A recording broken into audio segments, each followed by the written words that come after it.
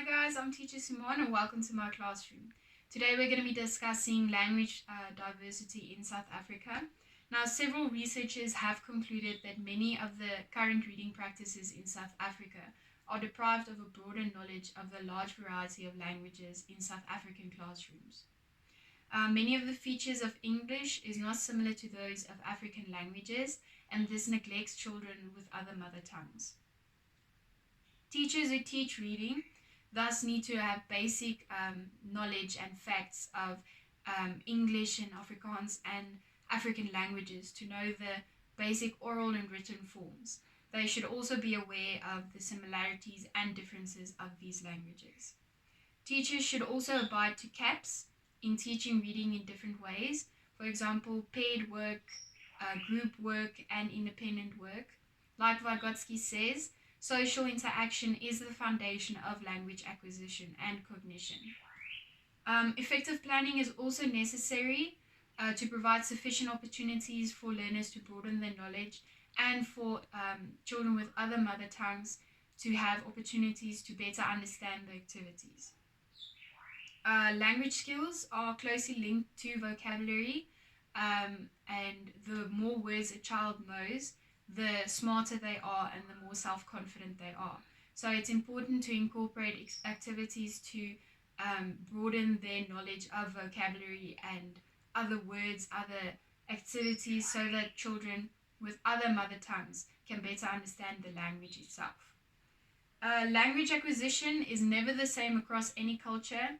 There are definite features which make the psychology of language acquisition unique in each culture, and this should be taken into account as well.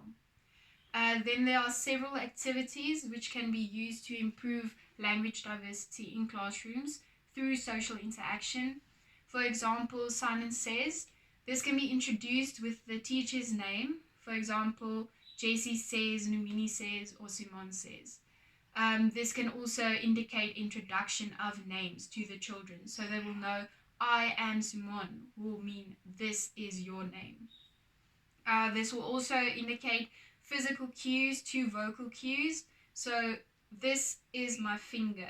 Touch your finger with your nose. They will see this is my finger, this is my nose, so they will better understand. Then there will also be flap books, which is a good idea. The children's mother tongue can be written here on the outer flap, and then the inner flap will be the language of instruction. For example, Ikati, which is cat in Zulu. It has the same images to indicate that it is the same on both sides. There's no difference between the two languages except the two languages. Then sight recognition can also be incorporated into the lesson.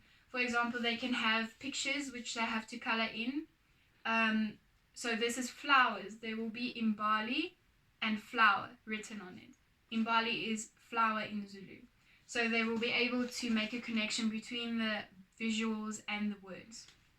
And then there can also be similarities and connections in the daily decor of the classroom. For example, this is the wall, and then this is the wall in Zulu, so it's Lona Udonga. Then the children will also be able to make connections towards everyday objects and the basic decor of the classroom into their mother tongue. I hope this helped you to better your own classroom regarding the language diversity.